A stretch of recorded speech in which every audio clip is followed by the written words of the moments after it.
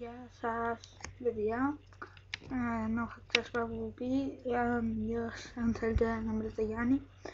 Και σήμερα θέλω να σας μιλήσω λιγάκι για το κανάλι. Θα περιέχει Roblox, Minecraft, Drexan και LOL μερικές φορές.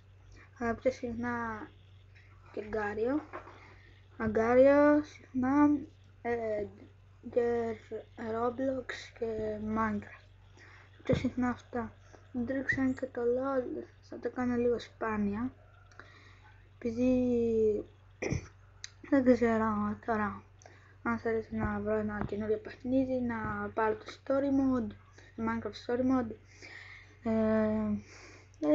Ναι παιδιά, αυτό ήταν το βίντεο. Μην ξεχάσετε να αφήσετε like, subscribe και αν θέλετε μερικά comments, αν θέλετε να μου πείτε για κάποια παιχνίδια σχετικά για το κανάλι τέλος πάντων.